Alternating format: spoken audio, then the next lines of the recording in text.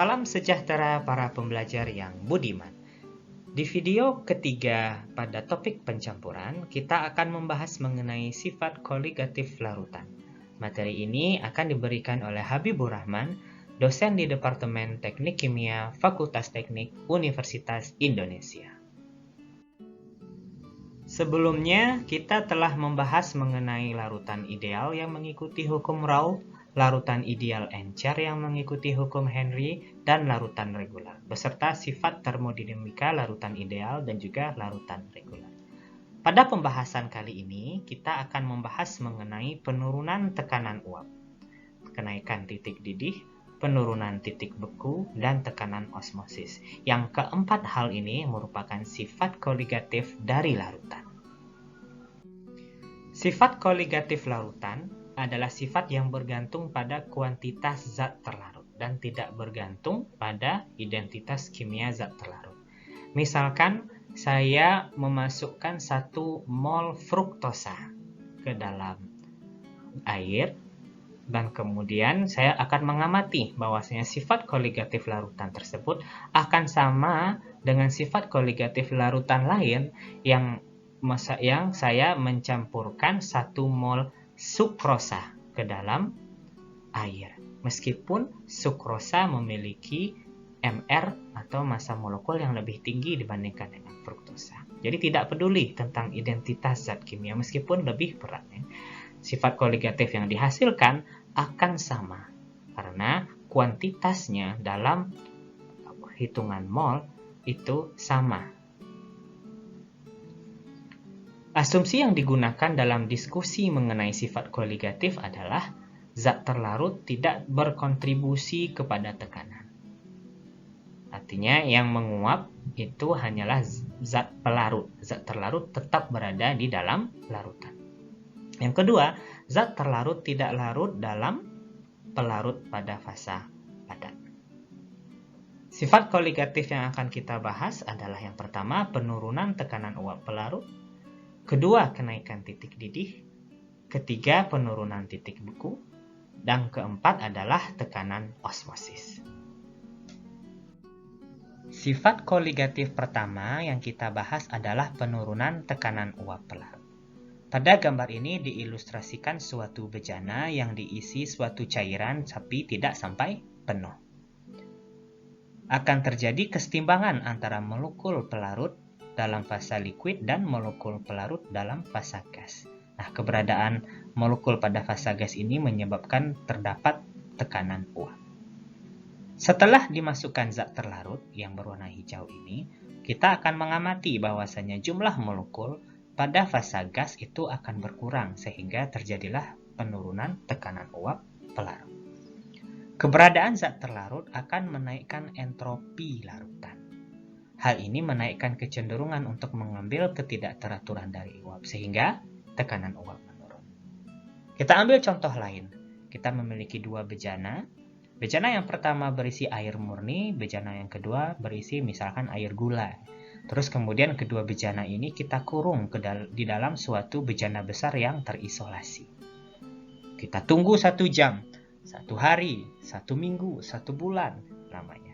Terus kemudian kita akan melihat bahwasanya pada akhirnya molekul air pada bejana yang pertama itu akan pindah ke bejana yang kedua. Sehingga bejana pertama akan kosong dan bejana yang kedua volumenya akan meningkat. Ini adalah konsekuensi dari penurunan tekanan uap pelarut. Adapun tekanan uap pelarut A setelah penambahan zat terlarut B dapat dihitung dengan hukum Raoult. PA sama dengan XA dikali PA star. Sifat koligatif kedua yang kita bahas adalah kenaikan titik didih dan yang ketiga penurunan titik beku. Keduanya kita bahas di dalam slide yang sama karena berkaitan satu sama lain. Karena keberadaan zat terlarut di dalam larutan, itu menyebabkan penurunan tekanan uap. Artinya lebih sedikit jumlah molekul pada fasa gas. Maka, untuk memperoleh tekanan uap pelarut murni, artinya untuk memperoleh lebih banyak molekul pada fasa gas, suhu yang lebih tinggi kita butuhkan. Dengan argumen yang sama, keberadaan zat terlarut membuat suhu yang lebih tinggi dibutuhkan untuk mendidihkan larutan.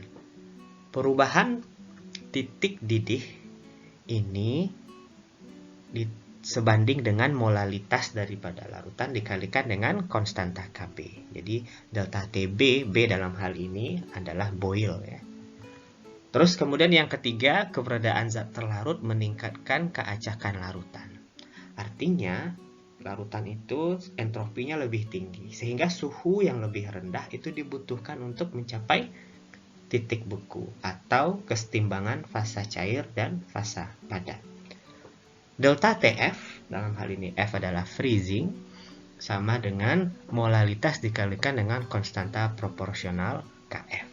Mari kita lihat nilai Tf, Kf, Kb, dan juga Tb dari berbagai pelarut. Dapat kita lihat di sini. Nilainya sangat beragam sekali, sangat variatif. Dan biasanya nilai Kf itu lebih tinggi dibandingkan dengan nilai Kb. Artinya penurunan titik beku itu lebih tinggi daripada kenaikan titik didih. Jadi nilai delta Tf lebih tinggi daripada delta Tb. Dan juga nilai Kf itu bisa sampai angka puluhan ya, 31,4 derajat Celcius per molalitas. Tekanan osmosis merupakan sifat koligatif terakhir.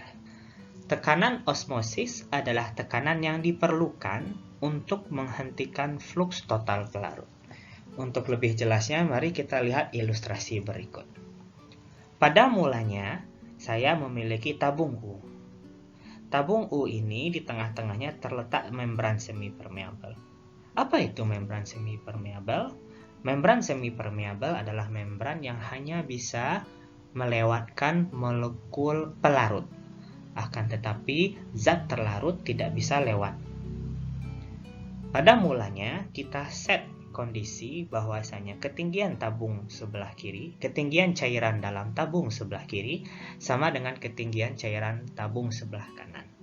Yang di sebelah kiri cairannya adalah air murni, dan yang sebelah kanan cairannya adalah larutan gula, misalkan. Pada keadaan setimbang, atau kita biarkan waktu berjalan, maka kita akan mendapati kenyataan bahwasanya terjadi migrasi molekul air dari kiri ke kanan secara total. Ya, sehingga menyebabkan tinggi larutan yang di sebelah kanan itu lebih tinggi daripada tinggi larutan tabung yang sebelah kiri. Nah, perbedaan ketinggian ini seiring dengan tekanan osmosis, sebanding dengan tekanan osmosis. Nah, atau tekanan osmosis adalah tekanan yang diperlukan untuk menekan cairan di sebelah kanan, sehingga tinggi cairan sebelah kanan sama dengan tinggi cairan sebelah kiri. Nah, tekanan osmosis adalah tekanan yang diperlukan ini. Untuk larutan encer ideal, tekanan osmosis mengikuti persamaan Van 't Hoff berikut. Pi, yaitu tekanan osmosis, sama dengan konsentrasi spesi J, dalam hal ini konsentrasi gula, dikalikan dengan R, dan dikalikan dengan T. Untuk larutan reguler, kita perlu mempertimbangkan bentuk umum dari tekanan osmosis. Pi sama dengan konsentrasi J dikali RT dikali 1 ditambah BJ ditambah CJ kuadrat ditambah DJ pangkat 3 dan seterusnya. Di mana B dan C adalah koefisien virial osmosis. Ya, jadi ini kita expand. Jika order tinggi diabaikan, misalkan kita hanya sampai ke order pangkat 2 ya. Artinya pi sama dengan JRT ditambah JRT dikali BJ atau BJ kuadrat RT. Sehingga pi per J bisa kita tulis sebagai RT ditambah BRT dikali konsentrasi J. Di mana konsentrasi J bisa kita nyatakan sebagai konsentrasi massa dibagi dengan molekular mass. Ya, konsentrasi. Kalau seandainya kita lihat ini satuannya, oke? Kalau satuannya ini kalau kita coret gram sama gram, maka otomatis satuan kita tinggal mol per liter, yaitu satuan dari konsentrasi J. Nah, sekarang kita substitusi nilai konsentrasi J ini sama dengan C mass, J dibagi M ke dalam persamaan ini, sehingga kita mendapatkan persamaan berikut. Oke. Nah, kemudian kita rearrange persamaannya. Artinya, sisi sebelah kanan saya bagi dengan M besar, dan sisi sebelah kiri saya bagi juga dengan M besar. Sehingga saya mendapatkan persamaan sebagai berikut. Pi per C mas, J sama dengan RT per M ditambah BRT per M square dikali C mas J. Kita bisa membuat persamaan ini dalam bentuk suatu kurva, di mana ini adalah sumbu Y, dan sumbu X-nya adalah C mas, J. Artinya, jika kita plot kurva tersebut, kita akan memiliki slope sebesar BRT per M kuadrat, dan juga intercept sebesar RT per M. Berikut adalah kurva tipikal yang kita dapatkan, ya, di mana sumbu Y adalah pi per C mas, dan kemudian sumbu X adalah C mas. Okay.